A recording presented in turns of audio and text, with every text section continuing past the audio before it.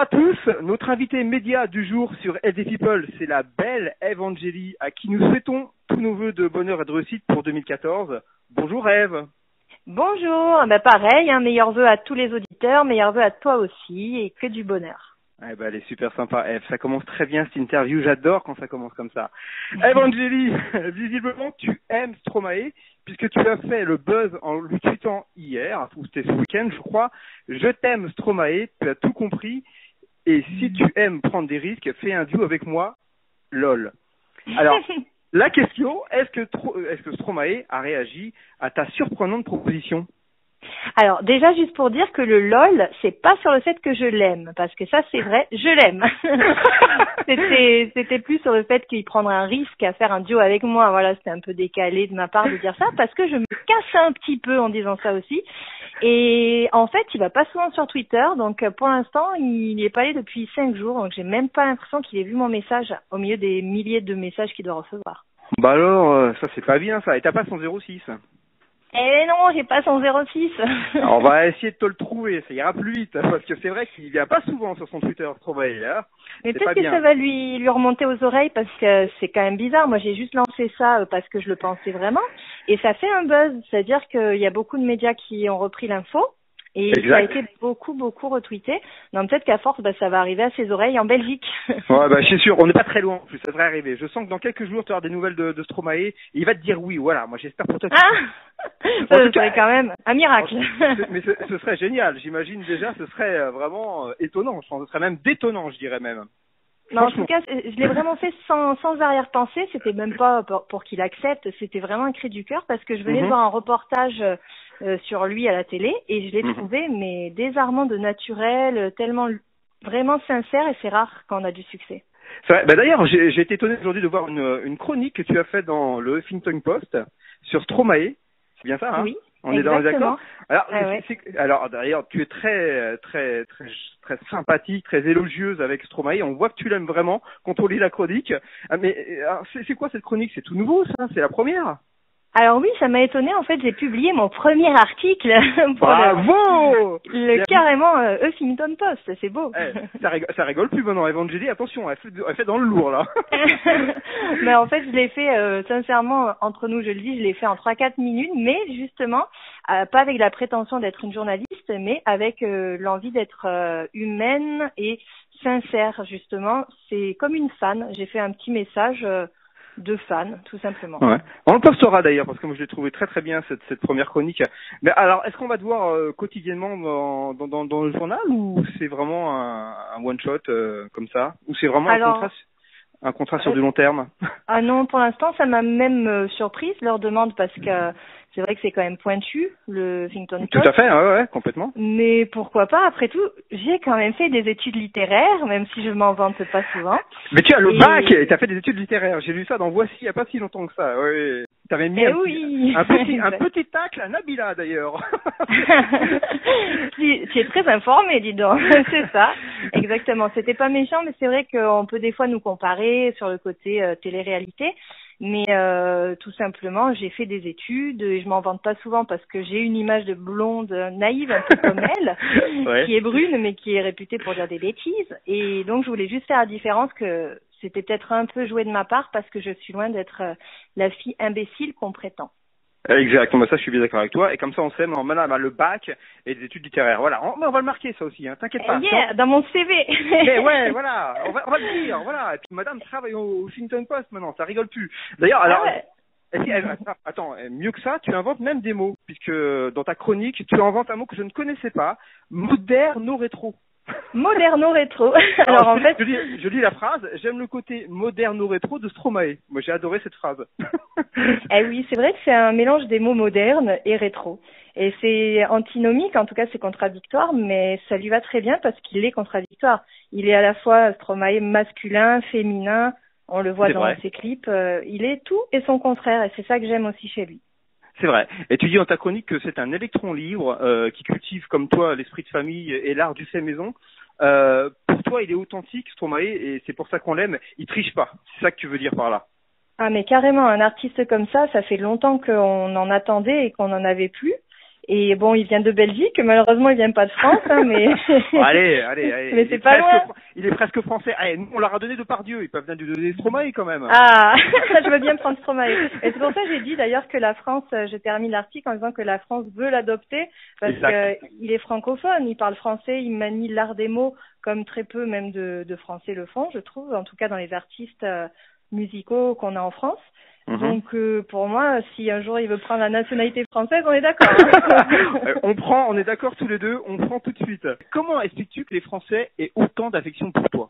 Parce que nous on l'a vu, hier on a posté un tweet sur Facebook, on a dit qu'on allait t'interviewer et on a eu un nombre de mails qui est juste incalculable et on s'aperçoit dans les questions des gens qu'il y a beaucoup d'affection, beaucoup d'amour pour toi. Est-ce que tu as une explication? Ah bah déjà ça me fait plaisir, je les remercie s'ils m'entendent de leur soutien parce qu'on s'en rend pas toujours compte, mais c'est vrai que sur les concerts j'ai l'occasion de voir l'amour des gens et leur fidélité surtout malgré le chaos de mon métier, malgré le chaos de ma carrière on peut dire. Et en fait je pense tout simplement que j'ai ce point commun avec Stromae justement d'être naturel et de dire toujours ce que je pense, de pas tourner ma langue 7 fois dans ma bouche c'est vrai. avant de parler, d'où mes bêtises des fois. Mais c'est peut-être pour ça qu'on t'aime. Voilà, c'est aussi pour ça qu'on t'aime. Voilà, c'est pour toutes les petits gags, les petites bévues des fois que tu as pu faire. C'est ça aussi qu'on retient. Voilà. C'est pour ça qu'on t'aime bien, c'est cette spontanéité en fait, je pense. J'aimerais savoir, j'ai lu, je ne sais plus où, il y a quelques jours, tu as dit 2014 sera une année plus forte et plus intense. Alors moi, j'aimerais bien avoir des précisions. Comment ça, plus forte et plus intense? Ça veut dire quoi? Qu'est-ce qui va se passer? En fait, rien n'est jamais sûr dans la vie et rien n'est signé à l'heure actuelle, mais j'ai des projets pour la télé notamment, donc on va me voir peut-être un peu plus.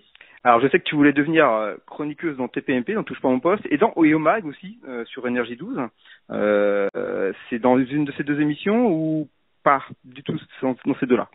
Dis-nous. On va dire que pour une on a froid et pour l'autre on commence à se réchauffer un peu. On va dire que c'est ce style en tout cas, ce style d'émission. Ouais. D'accord, dans une des deux peut-être. On peut dire ça comme ça.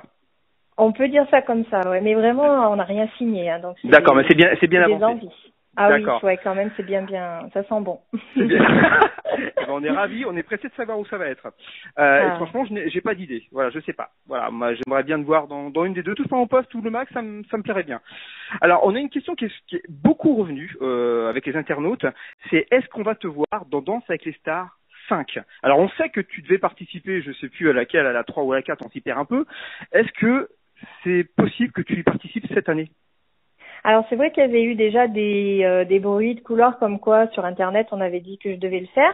Alors c'était tout simplement la toute première et j'étais pas là quand ils m'ont proposé. J'étais en vacances pendant 2 mois en Thaïlande, donc malheureusement j'ai pas pu annuler mes billets, quoi. C'était trop tard. Et puis après la place était prise par tous les Laurie, Alizé, voilà. Ouais. Et maintenant faites-moi confiance, j'arrête pas de les relancer. Maintenant je suis motivée. Mais alors, comme j'ai encore fait 3 SMS aujourd'hui à 3 personnes. C'est pas vrai. Ok, d'accord. Donc. Alors bon, là je suis motivée. Alors s'ils m'entendent, le public a envie que je le fasse, alors dites-moi oui. et on a la preuve, parce que c'est une question qui est revenue, on n'a pas compté, mais un paquet de fois en tout cas, hein, une bonne majorité de fois par rapport aux autres. Donc voilà, peut-être Eve, et Eve en tant que danseuse, c'est pas mal ça, hein, ça donnerait bien je pense, dans l'émission. Je pense qu'il y aurait... Disons que ce serait une vraie découverte parce que les danses de salon, j'en ai jamais fait parce que j'aime pas me laisser guider. J'aime bien être maître de mon corps.